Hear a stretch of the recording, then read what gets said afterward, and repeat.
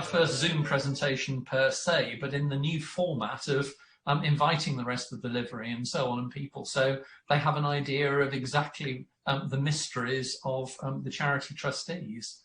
And it's absolutely lovely to have Julia, and now it's gone again. I don't know what's going on here. Sorry, Anol. There we are, back again. You're still talking to us, and we. Yeah, no, I'll just carry on speaking. Julia and Nick, it's lovely to meet you. Once upon a time, I used to wander around schools in the old-fashioned days when you used to have things like assemblies and you could have visitors, and that was really rather nice. But one of the great delays that we've had this year, or in the last year, is of course we had to decide exactly how we were going to operate for the future.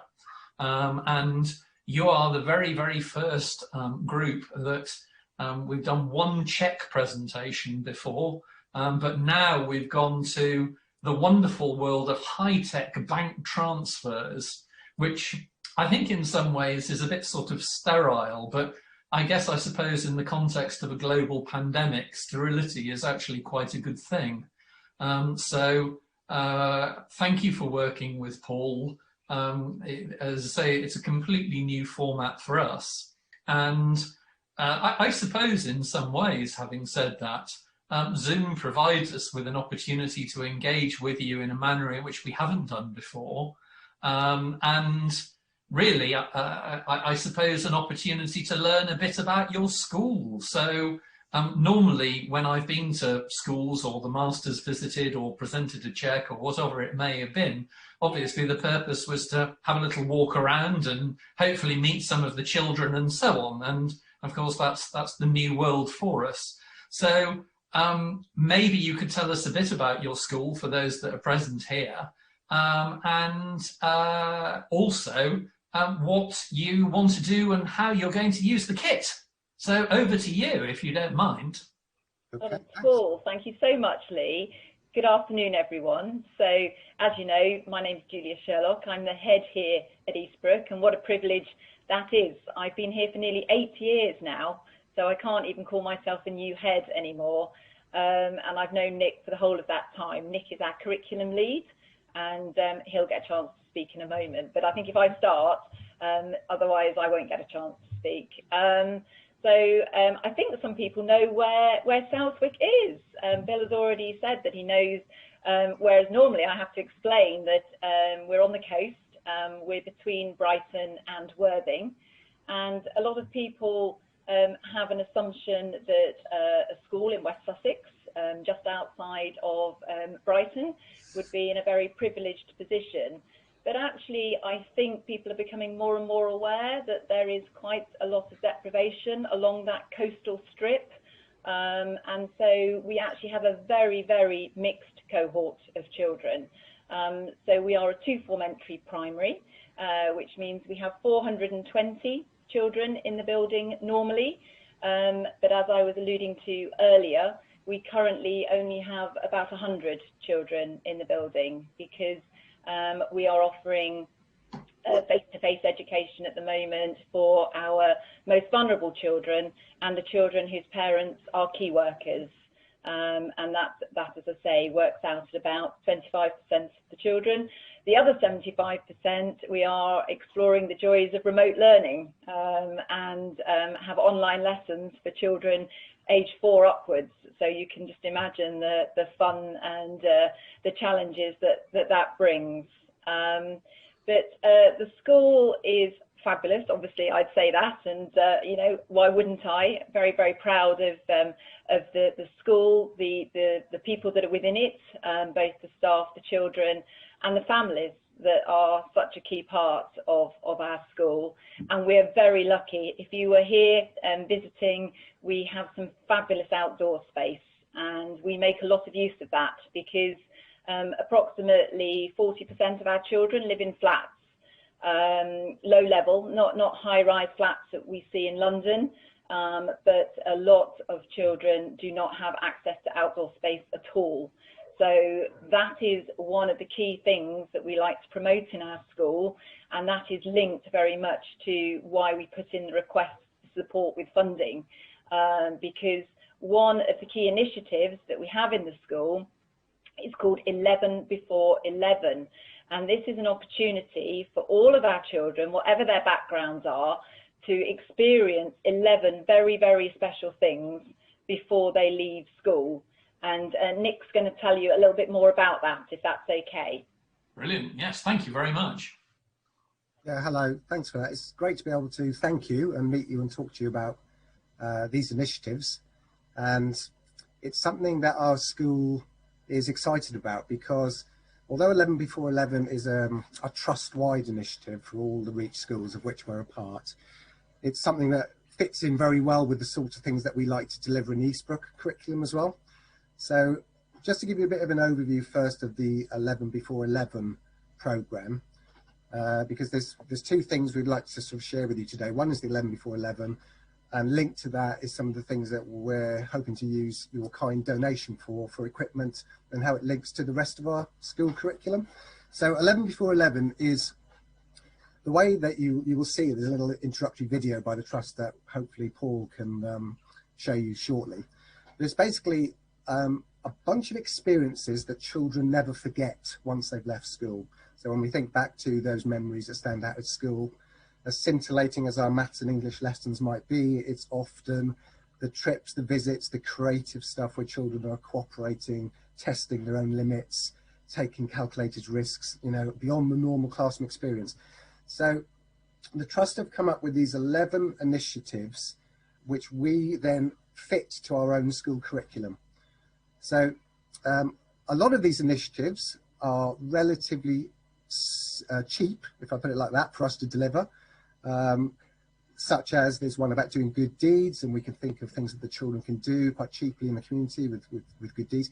And other ones you look at and you think, that may need a little bit of extra financial help, such as riding a large animal, messing about on the river, and you can see there are some initiatives to think, okay, we may need to reach out. So I'm here really thanks to a colleague of mine, Ms. Sussman. She made the original application to yourselves for the funding for equipment that would be linked to one of these 11 before 11 initiatives, which is Sleeping Under the Stars. So of the 11 initiatives, that was the one that we felt we could run with, because it links clearly to some of the things we do at Eastbrook. So we have a forest school, we're an established forest school, and as part of that we thought, oh, Sleep Under the Stars, we'll go out in the forest school when it's dark, we can look at the stars and maybe have some camping. So that was the initial link that we made to yourselves. And since we've now made this connection, we're getting increasingly excited about all the opportunities that may present themselves as we go forward. But we're so over the moon to have made this initial contact with you. So as I was saying, we've got these initiatives, and as you will hopefully see when you get to listen to the children speaking about how they're going to use all this equipment that you're kindly donating, there are a huge number of links. So although we're starting with an 11 before 11 initiative, there are a huge number of connections we can make to the curriculum with this funding. So that's the first thing. And I thought maybe, Paul, if we ran the 11 before 11 video first, yep, then later in the conversation we can talk more about the wider curriculum and introduce the pupil video. Okay, we'll do that.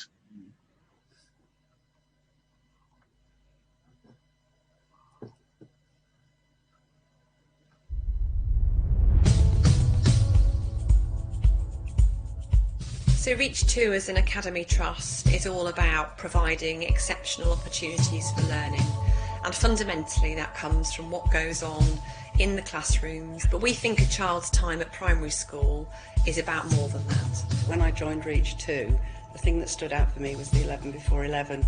I just couldn't wait to get involved. 11 for 11 is obviously 11 lifetime experiences that we want all the children to have by the time they leave primary school. It gives them a chance to really enjoy school in a different way. It just gives children more opportunity to explore themselves, different cultures. It gives them that chance to be able to try something new for the first time. That's the secret of success, trying new things. So when we first developed the idea of 11 before 11, we asked the children, in the trust what they wanted. They came out with some spectacular ideas. Going into space was one, riding a camel was another, so they needed to be kind of modified slightly. But we very much tried to create 11 promises that every child in the trust could experience. We grow lots of vegetables. I grow tomatoes. When I was making soup, it was really fun. And trying a new fruit. That was exciting.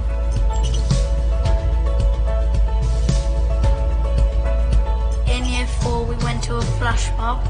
The idea of a flash mob to me is just brilliant. We went to the co-op and sang a song in front of the whole crowd and the parents.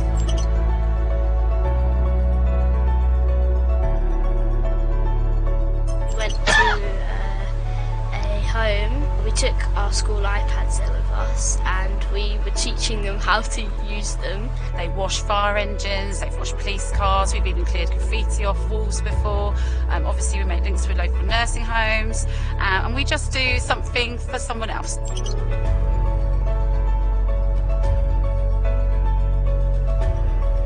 When I was in year 2, we went to the beach. And at the beach we got to ride donkeys. There's this thing I can't really wait to do. I am a hiking hero.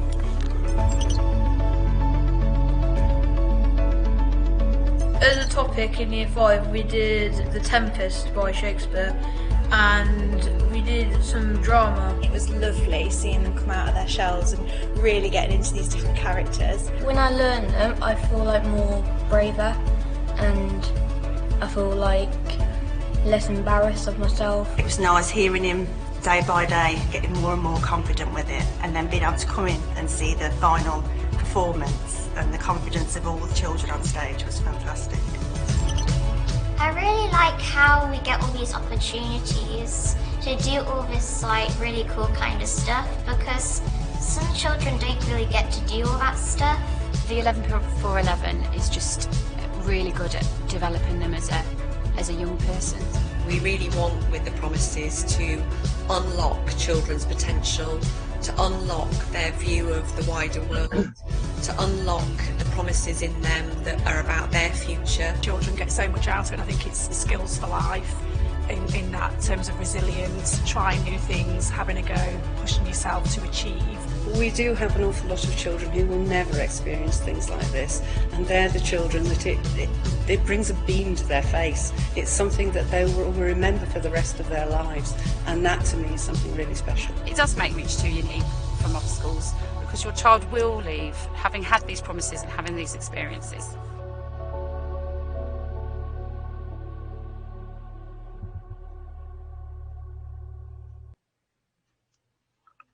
So I hope they give you sort of a flavour of the sorts of things that are going on. You probably saw those round badges flashing up, which gave you the snappy titles of each initiative. And as I say, you know, there are things that we like to offer as a school that are similar to a lot of those things, but this initiative is something that draws all the Reach schools together under one banner. But yeah, so there's plenty, as you can see there, plenty for us to get to grips with as a school, because we have a lot of freedom in how we interpret those challenges and how we deliver them in different ways. Some of them lend themselves to whole school events, such as making or breaking a record, and others we can fit a lot more sensibly to a particular year group's curriculum topic. Did anybody have any questions about the 11 before 11 that you saw? Well, I'm delighted to actually see that, because I've never seen that before, and it was great to see one of our other schools, Race Meadow Primary, believe it or not, up in Atherstone in North Warwickshire. I was there a couple of years ago, met Miss Cockayne who was on there. So yeah, it's amazing where we're reaching now, if you'll forgive it. It's fantastic. So yeah, it's a really great initiative, and I'm sure, well, there are so many things that perhaps you can get involved with. And I suppose it's the bit that learning is so important, it's the fun, isn't it? And that's what the children remember, I think, more than anything else. Absolutely super. Yeah, I mean, it's something that's really important to us, as I say, just because of the background of some of the children. But yes, we are very much a part of the Reach 2 Academy, which has 60 primary schools, but we're geographically quite challenged.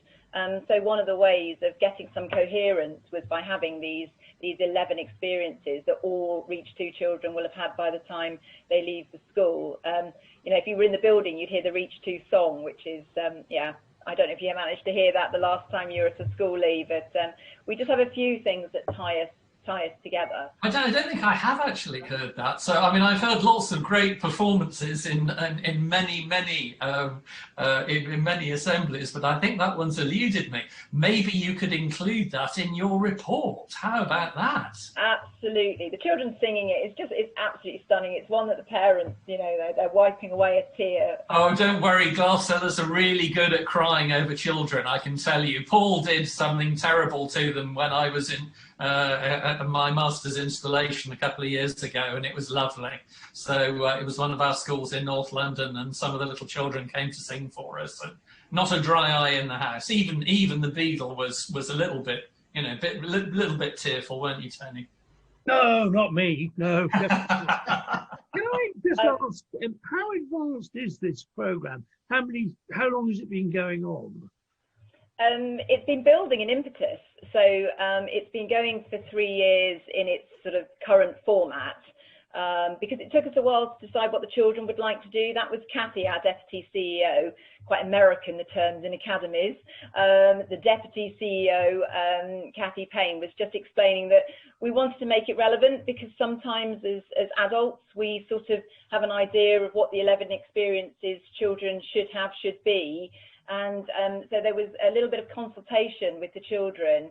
I love the way she was saying they had to scale things back. The children wanted to go to the moon, which we have scaled back to looking at the moon, which is one of the reasons that we obviously put in the application to support us with the funding, because that's exactly the sort of equipment that we wanted. We might not be able to fly them to the moon yet, but the next best thing that we could do is look at it in close up and marvel at that view that we could offer children. So yeah, so 3 years as it stands, but building, I would say, disrupted a little bit by the current climate and the situation we find ourselves in. Crossing borders is going to take a little bit more thinking, because we took our children to France to cross that particular border previously, but that's obviously on hold at the moment. So we're all being a bit creative at the moment.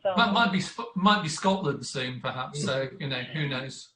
It might be easier to get to France than Scotland, but we won't we won't get into that.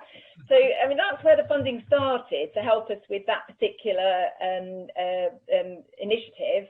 But of course, you know, the equipment that we will luckily be able to purchase is going to have much more sort of far-reaching impact across the school, because we'll be able to use it in science lessons as well. And so that's what Nick's done next. We've got another video, if you can bear more children. Nick will explain. He's also been out within our own school to ask the children, you know, their understanding of science and what this equipment might enable them to do. Nick, do you want to say anything more about that? The only thing I would add is the challenge as well is that this is supposed to be a running program every year, so that every child that enters from reception that leaves in year 6 is able to have this experience or an experience for each of those 11 activities. So this is why I think building up these kind of partnerships with other organisations, so that we can continue to offer things ongoing as opposed to wonderful one-offs. And then, because the last thing we want is a year 3 people saying, oh, didn't you do what I did last year? And, you know, we want to have a consistent offering that we can rely on and build each year. So as Julia said, that's been slightly interrupted with the current climate. But, you know, plans are full steam ahead now for the coming academic year as things start falling into place. The children get passports, and they get stamps to show that they've had the experiences and things like that, which is what one of the girls was talking about. She was looking forward. She could see that hiking was something that she was going to be able to do possibly in year 5, and so they know what's coming up as well. But sorry, Nick, you were going to say about the film that we've got from the children in school? Yeah, so one of the sort of unique offerings, well, not unique, but certainly in this area, is being a forest school has allowed us to offer some amazing opportunities for children who otherwise do not get to go out and explore the climate around them that often. So you'll hear how we can make some strong links to our forest school program, and the equipment that you're kindly giving us is going to make a huge difference to that. And you also hear children talking about how we link it to the rest of the curriculum. So what teachers are very good at is taking a resource and applying it across as many contexts and lessons as possible. So if it's a torch being used in forest school to look at mini beast habitats, you can guarantee the next week it might be being used in a year 5 or 6 science lesson about how light travels in straight lines. So there are lots of links, and I have interviewed the children, and Paul, I did follow your instructions, which was not to prep them, other than to tell them what we were going to be getting and how they'd like to use the equipment, plus a few questions about their understanding of science. So we've got a big variety of responses. One thing is that some children are louder than others. So generally though, some are a bit quiet. So when we do play the pupil video, best to turn the volume up to max on your computers for that part before we go to talking about it at the end. So Paul, I hope the link worked. Yes, it did. Fantastic. Here we go.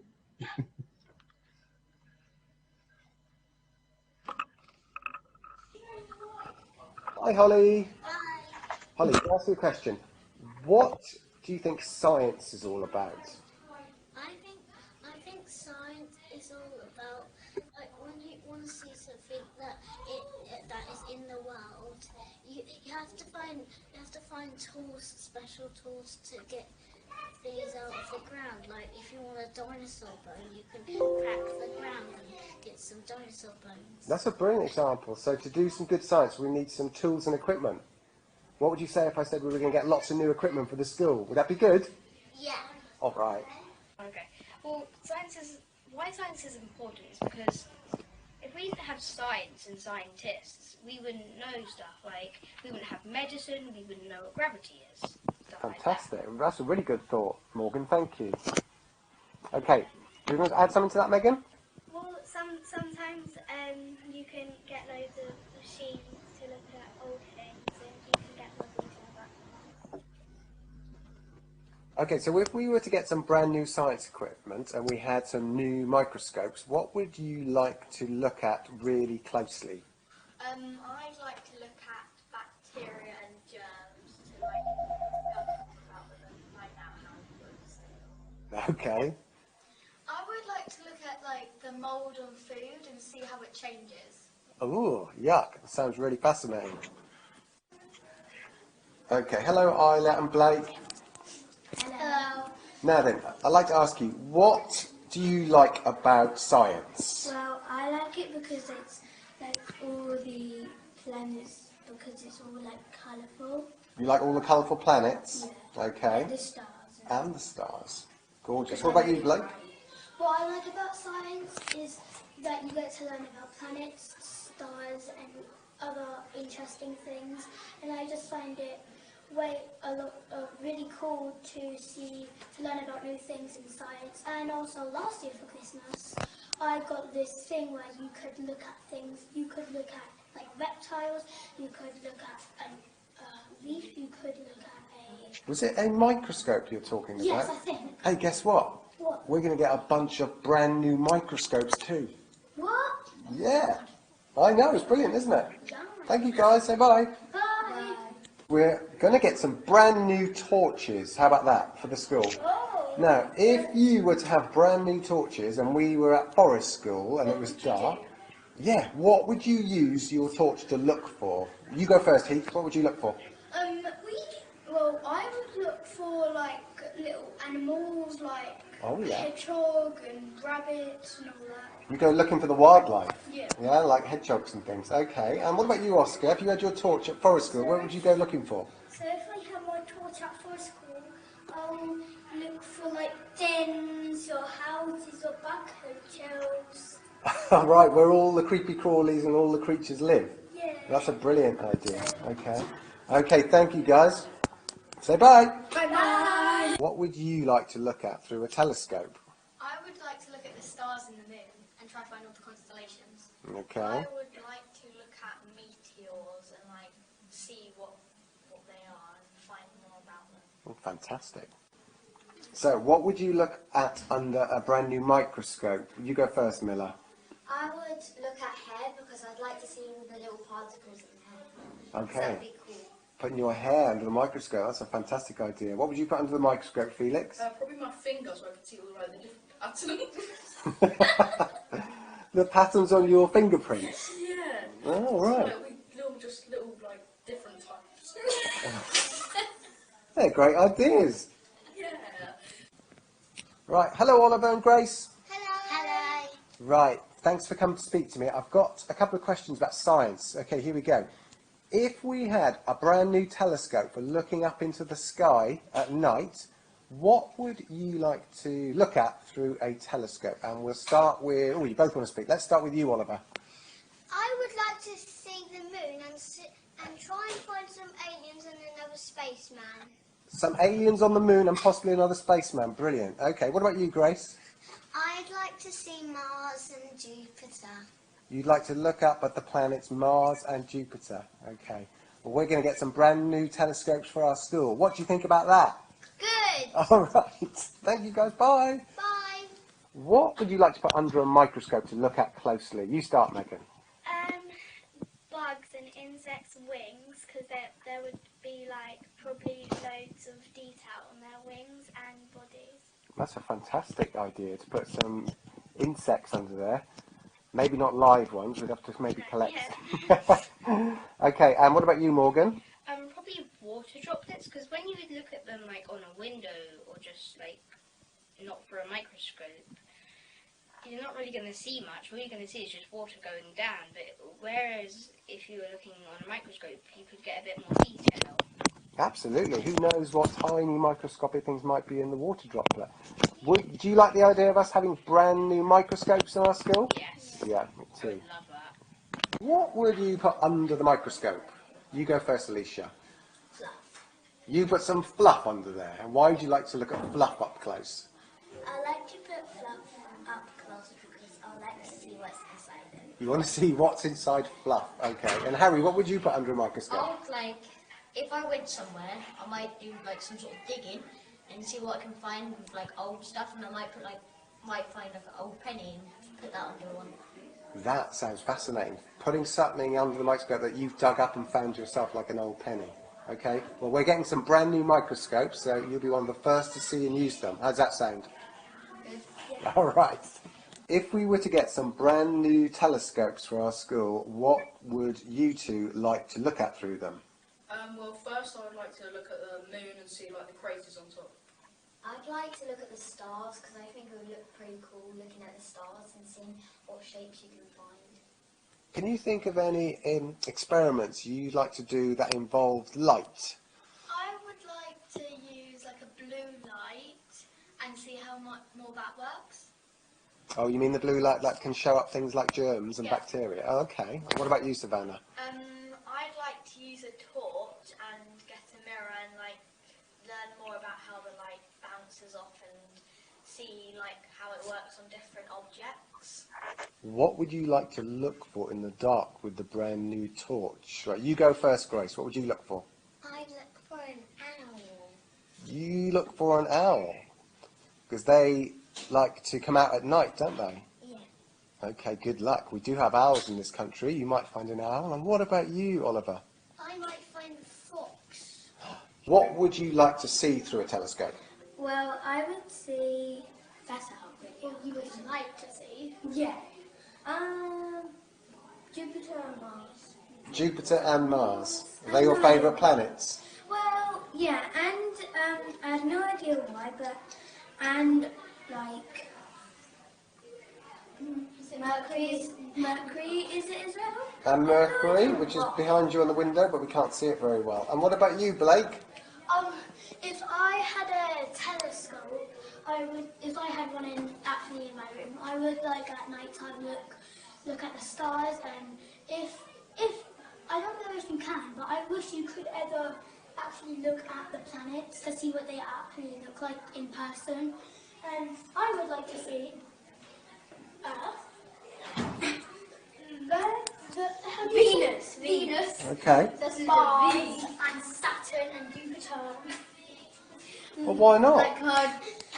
we get our new telescopes, you might get to be the first to see those things. Hello, Harry. Hello. Harry, what is the piece of equipment you're most looking forward to using? The telescope. The telescope, I thought you might say that. Would you like to say a big thank you to the people who are giving us this new equipment? Thank you. Oh, that's lovely, Harry. Bye. Bye.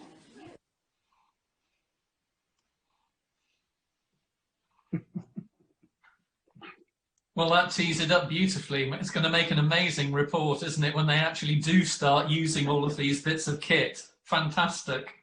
I know, I think I took a few liberties with the length of the video there, Paul, because I just couldn't find that many to edit and cut out.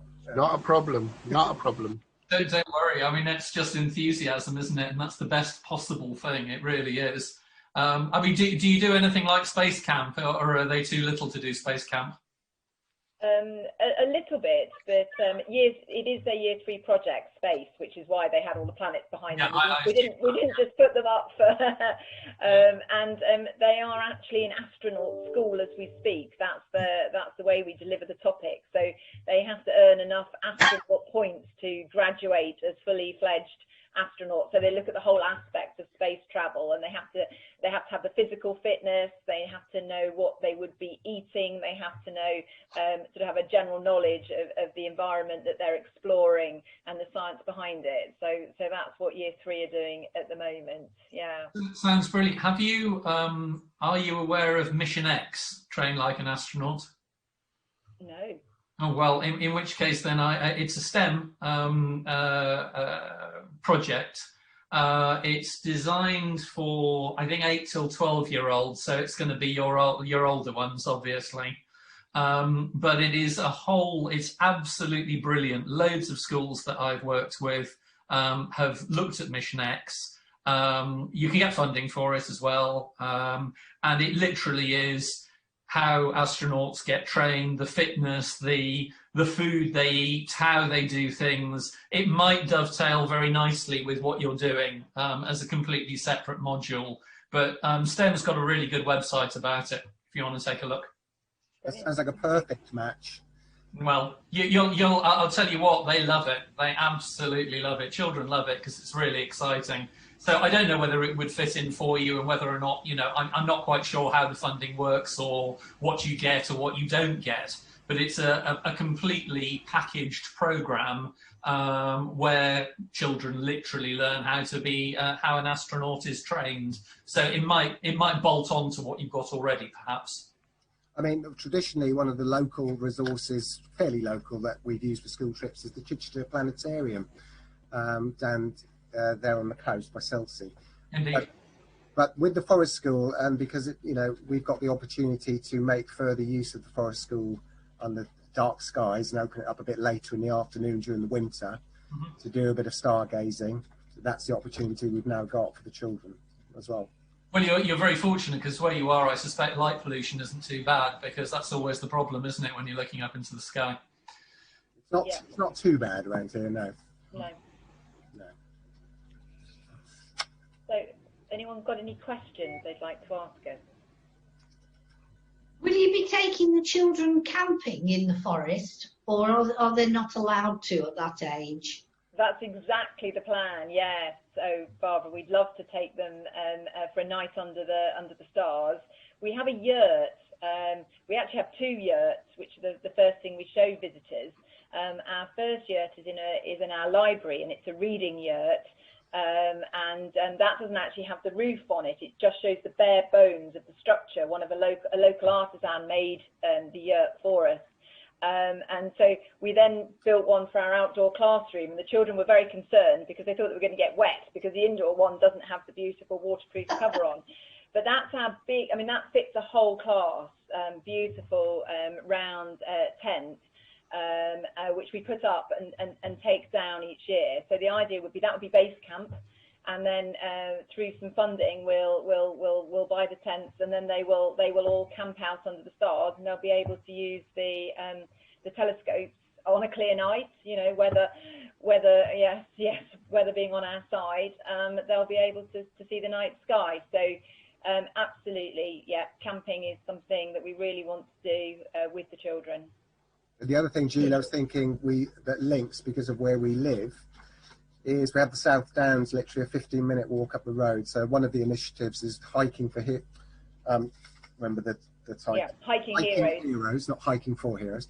Hiking heroes. So we've got a route which we've recce'd already out onto the Downs.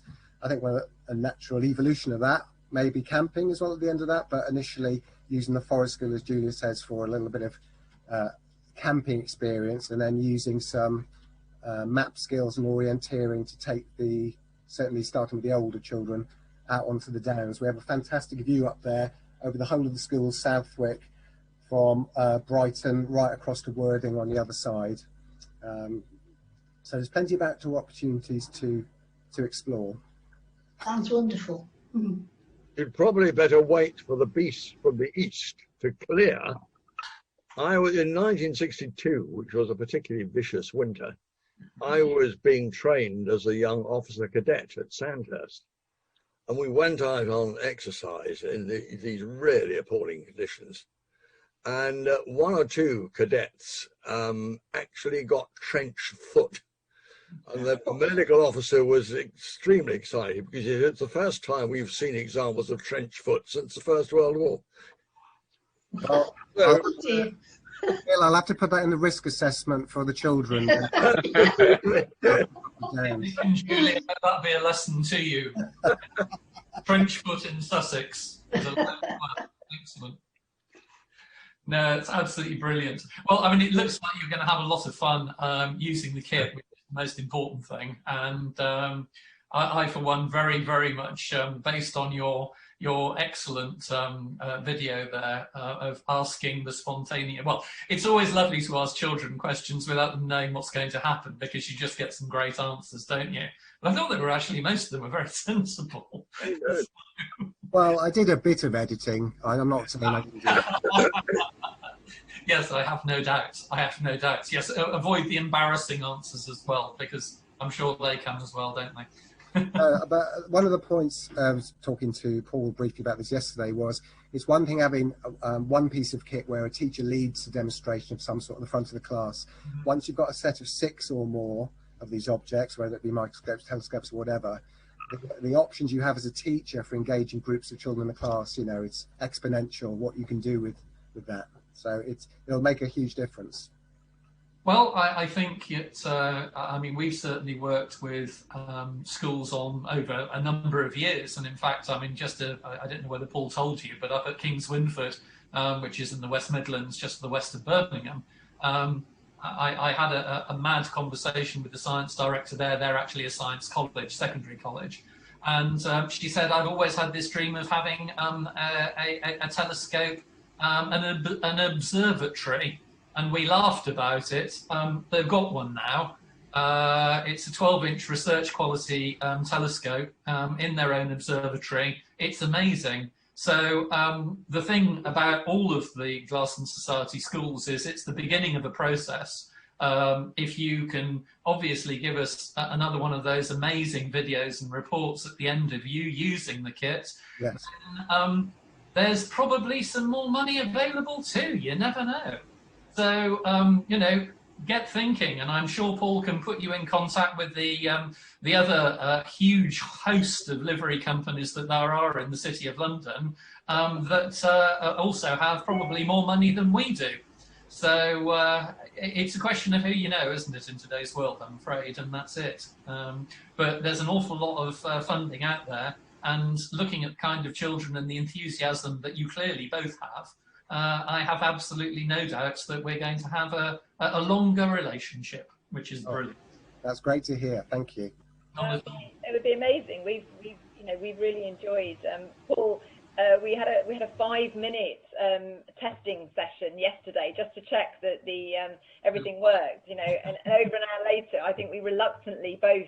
Well, I was reluctant. Maybe Paul was desperate to get off the call, but.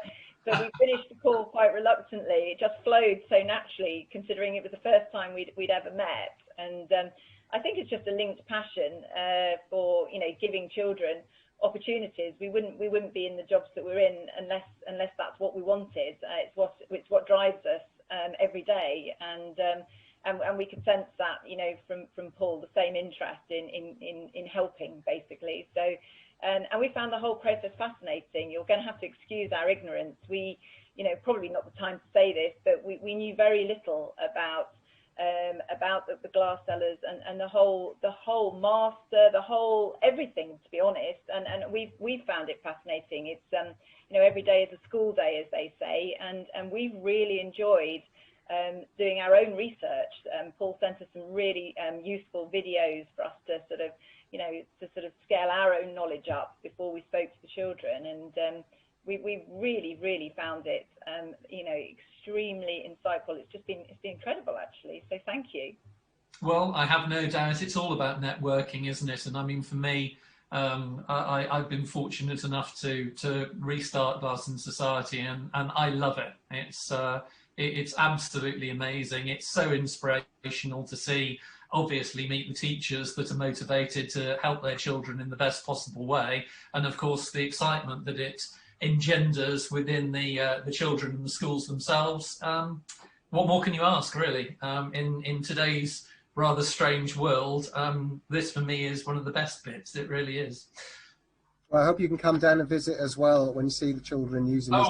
Without any question, you try and keep me away. I look forward to it. You know, never know, we might even bring the master as well if he's very good. He quite likes a day out to the seaside, I think. He does. As you know, he's without wheels at the moment. Indeed. The master's not allowed to go anywhere without the beetle, is he? Oh, certainly not. The beetle, the prime warden, if she's not master by then anyway, because I don't. You may, if you've looked at all of these strange terms and names, you'll know that Barbara, who's with us, is the prime warden, so she's next in line. So she may well be the one. So who knows? And I shall look forward to it.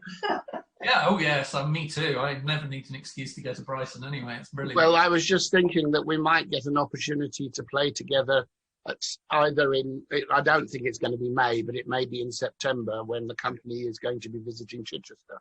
Well, that would be good, wouldn't it?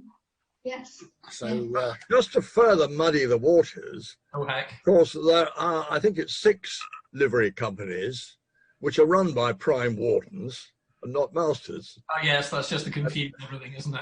Yes. Even one is run by an upper bailiff. I mean, the mysteries of the livery companies are just extraordinary. Mm. All good fun. Are you going to pass a piece of paper over? Yeah. Lee? Me? Well, I don't know. I didn't know how. I mean, how notionally can I hand over money when, you know, it's just. I should make a tapping noise, really, with the with my keyboard, shouldn't I, to signify that the money is being. Yeah, no, Lee, this is fine. We've got this. If you just reach forward, please, and hand it underneath, I think. All right. Okay, fine. Well, here we are. Hold on. Yeah. Hold on. There we are. Oh my God. Oh, there we are. Wow. Fantastic. Eastbrook Primary Academy. Brilliant. Oh, well, that was perfectly rehearsed, wasn't it? On behalf of Julie, myself, and the pupils and the whole school, thank you very much to you all for the donation. That's fantastic. Wonderful. Oh, lovely. Brilliant. Love it. Well, I mean, the two of you have done a sterling job.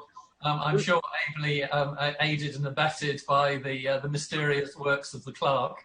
But what a great thing. Well, I don't know, I hope I speak for everybody, but what a great little event this has become, and I'm looking forward to the report.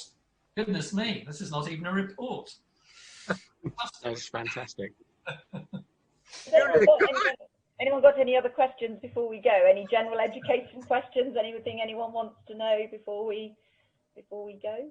Could I just ask about Reach 2 Academy Trust, which is clearly a large organisation, which must do a lot for you. How do you relate to other academy trusts, and how do you relate to the local council? So it's quite interesting, really. So Reach 2 was actually a very small organisation when we joined it. And if I'm going to give the checkered history of our school, we were actually judged to be inadequate by Ofsted 8 years ago. and that's why we became an academy. That's often the route that is offered to schools when they fail an Ofsted in that way. And Reach 2 was based in Walthamstow, and that school came down and supported us, and we were one of the earliest schools to join the Reach 2 Academy. I should just say at this point that we have had an Ofsted since, and that we've had one Ofsted since, and that was outstanding. So we went from inadequate to outstanding in one Ofsted cycle. So I'll just put that on record, just in case you were wondering whether you'd. But Reach 2 generally support schools that are, for whatever reason, and there's lots of reasons why schools struggled. Ours was linked to sort of all sorts of issues around geography. We were actually 3 schools that amalgamated, and it didn't work particularly well. So there's lots of reasons why schools aren't successful at a particular point in their history. And Reach 2, as a general rule, will go in and support those schools. And so we learn from each other, because a lot of us have been through the experience. A lot of us have been on school improvement journeys where the starting point is not where we would like it to be, but we have a very clear idea of where we want to take the schools. So we get a lot of support internally. But the great thing about Reach 2, and the reason why a lot of people haven't heard of them, is because they don't plaster Reach 2. If you come to our school, the sign outside our school is Eastbrook Primary Academy, because they let us be us. They don't want it to be something where all schools are the same, because you should reflect your locality and the families that you represent. So I'm very much linked to the local authority. I actually support head teachers within the local authority, because obviously we've been on a bit of a journey, and there's a real mix of children here. We're not necessarily a typical West Sussex school, so I actually work alongside a lot of head teachers in the locality and support them. We're very privileged, really. We get the support from both Reach 2 and the local authority. So very nice place to be. Fascinating. Thank you. It is. It's really interesting. Again, it just amazes me, education, because, I mean, as I say, I've been in and out of schools for goodness knows more years than I actually think of now, although I have no association with education directly. And I've never come across Reach 2. Although, as I say, Race Meadow is one of our schools, so they clearly didn't mention it when we gave them some money. So it's interesting. Julie, one thing I would ask you both, if you would, is that networking is hugely important, and the way that we've managed to develop Glass and Society, and I'm keen to continue that in Sussex, is please can you tell your friends? We don't have limitless amounts of money. We're not one of the Rich's Croesus livery companies, but we do what we do, and we spread our money around. And one thing that you might like to think about is that we found that groups of schools sharing resources have been very useful. And to give you one example, we've just signed off a school up in the West Midlands whereby 14 schools are actually going to share the Glass and Society resource. So we're actually reaching just over 3,000 children with the £1,000, which is pretty good value as far as we're concerned, and gives us a huge reach, literally. Good name for it. Forgive me. We've got a local Reach 2 school. Well, we've got 2 schools within West Sussex that are Reach 2, and one of the first things that we would do is one's got suitable fields, one hasn't. So once we set up our campsite, as it were, we will be inviting them over, and they will use our equipment. So, but we'll make sure that they know where it's come from. So absolutely. Please do. Yes, please spread the word. The other thing that occurs to me is, as you're a forest school and you've got lots of space, presumably, have you got a greenhouse? It's made of plastic bottles. Don't tell anyone that works in glass. Don't want a non-recyclable, appalling work of Satan. If you'd like one made from glass, maybe you ought to find somebody that knows something about glass. How about that? Just a wild idea for you. Yeah. That would be amazing. Do you know the style I mean? It's 2-litre bottles that have been put on canes. It's actually a very good use of plastic. But no, we were laughing with Paul yesterday about whether we were allowed to mention the plastic word or not. Oh, plastic's fine. I mean, it's just completely unsustainable and a disaster for the planet. But other than that, there's nothing wrong with it at all. It's fine. Other than that. Well, we were just saying as well, our children are getting, it's interesting how glass, is having a resurgence, and children are very anti plastic, and they're using their reusable bottles, which are flasks that have glass inside them, because they know they break them more often. But but there is quite a reaction to plastic with the youngest children. Understand that it's not always the best resource to use. So.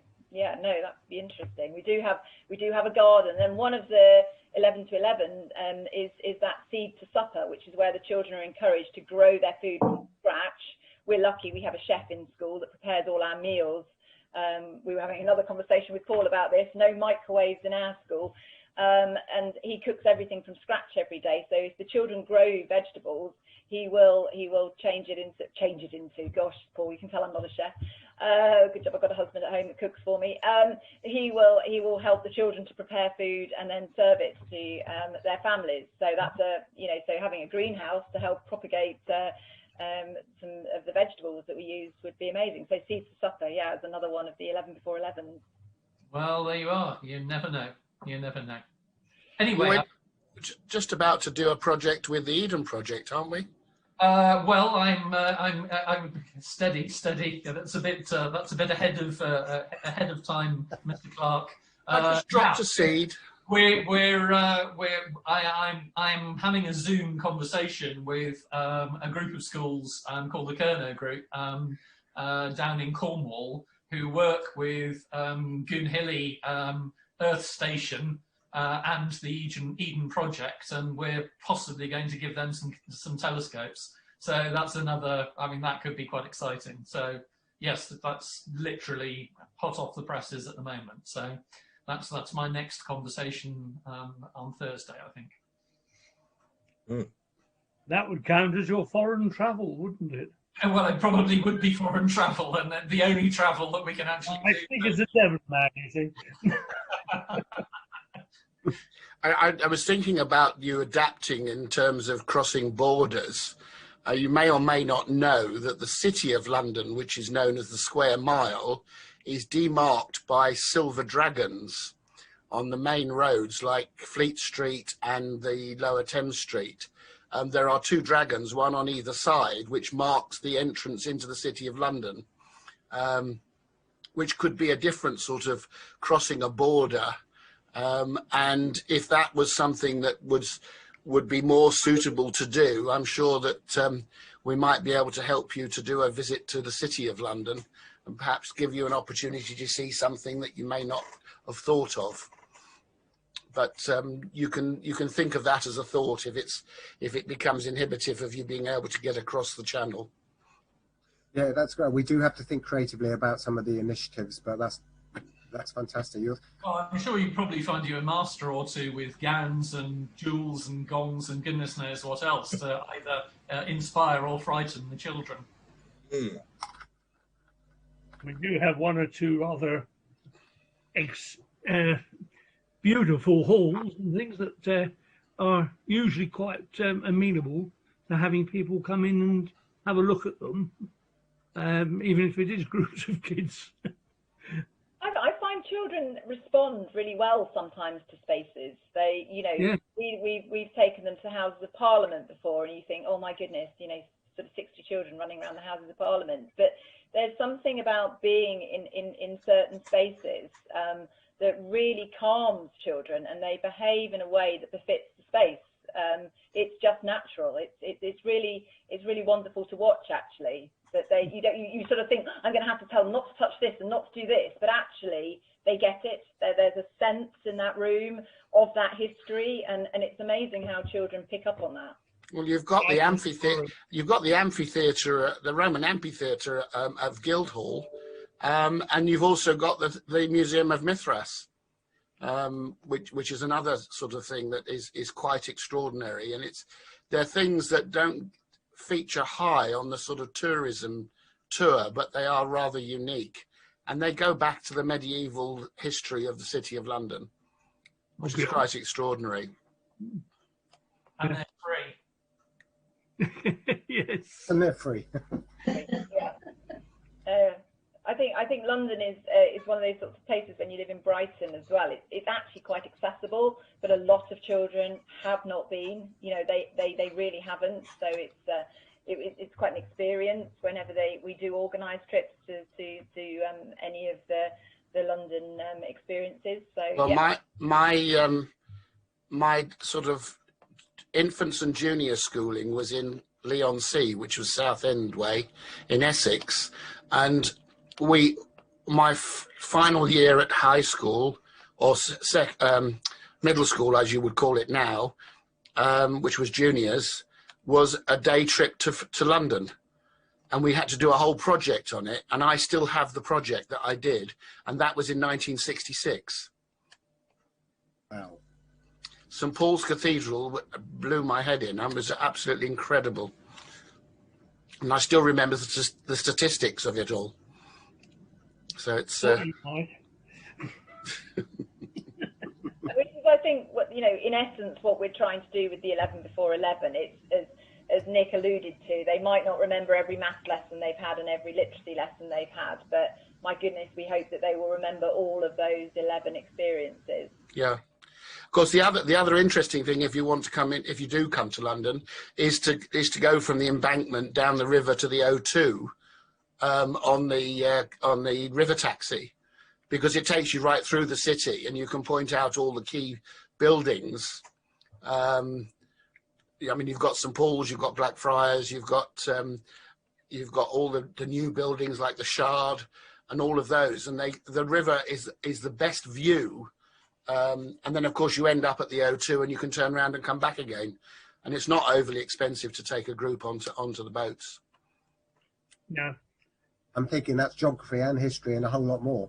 Well, yeah. Well, I mean, Nick, at any time, if you want to pick my brains, then by all means drop me an email and we'll have a chat or on the phone or something. I'm never devoid of ideas or thoughts. I have to entertain a livery company and keep them engaged, so it keeps me on my toes. Or if ever anybody does want to do that, the person to speak to is probably Bobby Prentice, past master of the Waterman. Yes. You know him. He's also the barge master for the Fishmongers Company, runs the Doggett's Coat and Badge race, because as the referee, won it in the fastest time and has rowed the Atlantic. So he knows the river back to front, inside out, and he runs, I think it's Thames River Services. Oh, does he? Right. Well, yeah. There you are. Yes. We're going back to... Sorry, Barbara. We're going back to not what you know, but who you know. I was going to say, one thing I should like to congratulate Julia and Nick on is being able to give 10-year-olds their imagination back, because I've found that when kiddies get to 10, they sort of switch off, and your children have been energised and reinvigorated and full of imagination, so you are to be congratulated on that. Oh, so much. I'll never forget a comment from a parent when their child performed in a production, and they said, I've always thought for teachers, when it's something that they're naturally good at, like sport, it's not that difficult to get them to do it. But when you get a child to sing a solo, in a performance, when they've never sort of shown any inclination to do that, that's when you realize, and it's about relationships. I think it's about trust, and you draw more out of the children if you've got that solid relationship and they trust you. And I think that, we hope that when you get to visit the school, that's what you'll see underpins everything that we do, building those positive professional relationships that we can really bring the best out in our children. Lovely. Thank you. Yeah. I think on that note, ladies and gentlemen, I think we ought to call it a day. Yeah. This could go on forever and a day. Absolutely. We could. Could I thank you, as Master, Julia and Nick, for a wonderful hours of an afternoon, brilliant performance by the children. I was so moved by their sort of vivaciousness, and and, as Barbara said, imagination. It was great achievement, and you're clearly a most successful school, and the Glass Sellers are very proud to be associated with you. Thank you. Here. Very kind words, thank you. Okay, this is a All bit right, then. what to do. Do we wave goodbye? Do we... Yeah, we can wave goodbye and say goodbye. And hopefully we'll be in touch again soon. All right. Thank you very much. Thank you. Take very good care, both of you. Yeah. Thank you, Paul, and thank you, everyone. Thanks, Paul. Okay, bye for now, everybody. Bye-bye. Bye. Bye. Bye. Bye.